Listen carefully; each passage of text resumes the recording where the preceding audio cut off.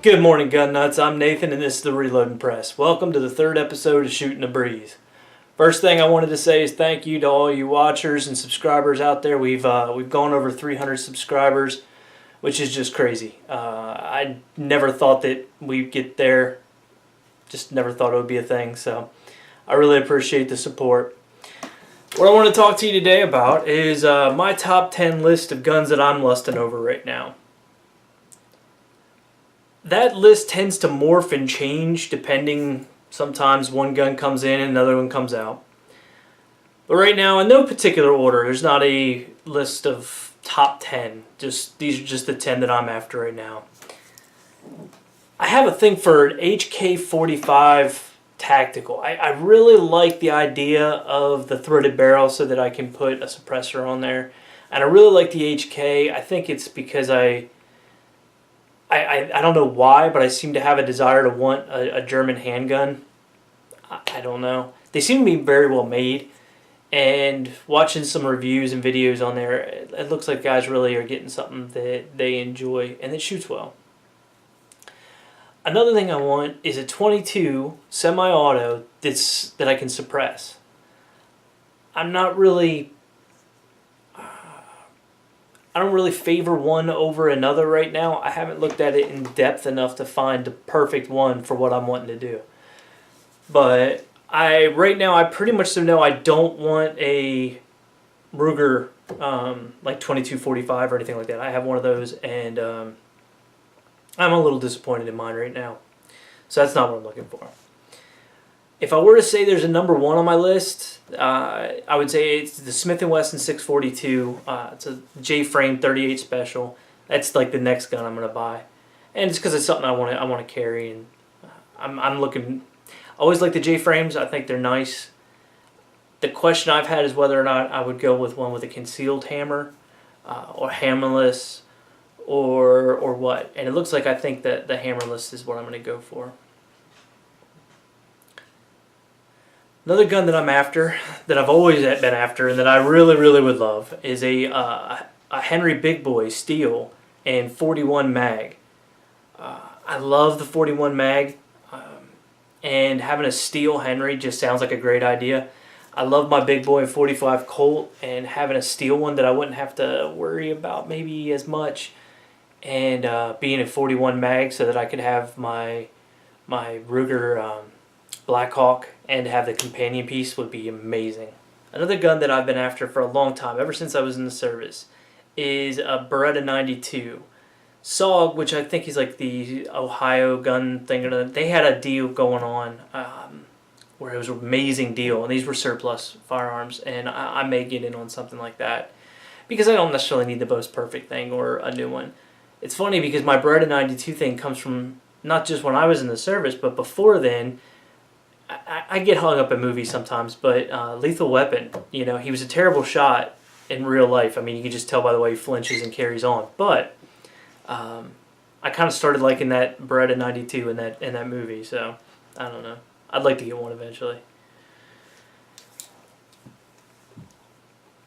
Another thing I've been after is a carbine and 45 ACP that I can suppress. I've looked around. There's not a lot of offerings. The local Liberty Gunworks, the new gun shop here in Valdosta, has offered. He said he could build one for me in an AR type platform, $600 to $800 depending on what I want. That sounds like a really good deal. But I'm still leaning towards the High Point.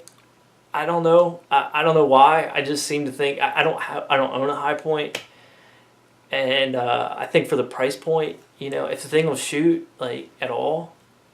I don't know, why not? So that's something I'm really thinking about. I've also been looking for possibly like a Savage. I like the Savage for a precision rifle. So either a 10BA Stealth or maybe even just go less expensive. I think it's less expensive to just go with a 110. And I'd probably, I hate to be like everybody else and get a 6.5 Creedmoor, but I'm really thinking about it. It's just such a cool round. Maybe go with something different. Maybe find something a little bit more obscure and weird because I do like, obscure and weird stuff. Heck, I'm building a 257 Roberts, which is really kind of a dead cartridge nowadays. Gun I've always, or I've wanted, I don't even know. I say always. I don't know, maybe I was in diapers when I first fell in love with the Sharps. So I really want a Shiloh Sharps in 4570, an 1874 model. For long range distance shooting, stuff like that, I just think it would be a lot of fun, kind of lobbing out those giant chunks of lead and seeing what you could do. They're just beautiful. I love the machine work, and I don't know. They're just, to me, they are what a gun should look like. I've been after an M14 for a long time. That was my preferred military surplus. Some guys had 1903 Springfield, some dudes it's M1 Garands, some dudes it's ARs, and for me it was always the M14.